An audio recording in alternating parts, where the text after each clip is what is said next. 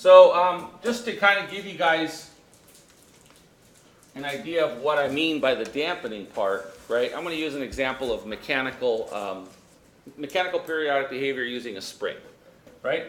So imagine I got this roof and I've got this table sitting on the floor, right? And from the roof I hang a spring and I put a weight on it, right?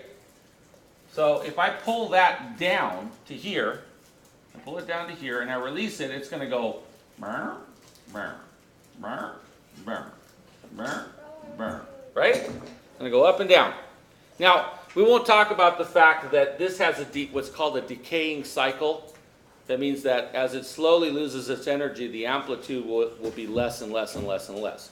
Let's just ignore that. Let's say we only look at a few cycles and we're not measuring it too intensely. Okay? So you guys can all picture that spring going, right? Okay. Now imagine I did the exact same spring right next to it, the exact same weight, but I took a big old tube of water, right, filled with water, and I did exactly the same thing at the same time. So we take this one and we pull it down. We take that one and we grab a stick or something and pull it down, and then we release them both. Can you guys predict what's going to happen? So this is full of water. What's going to happen?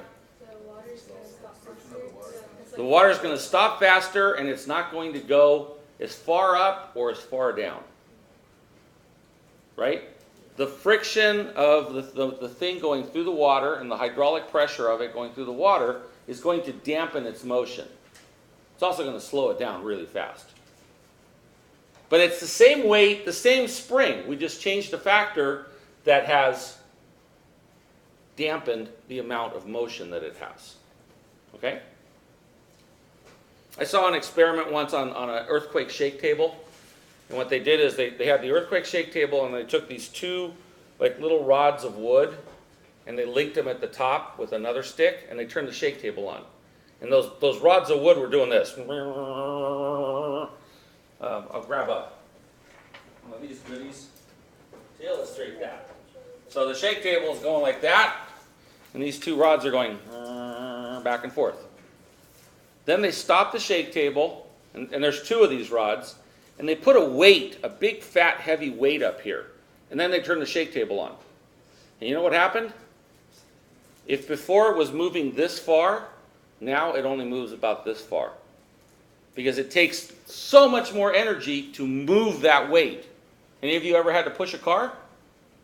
Right? It doesn't go as fast as when you push the accelerator down, does it? It's hard to push. Well, this is creating a force that's making this move, right? And it's the same thing as the car. This is like this thing having to push the car. So it dampened the motion. So now it was only moving a little bit. That is incidentally one of the theories of how they slow the motion of a high-rise skyscraper, right, is by putting a dampener up at the top of it. So stop that one and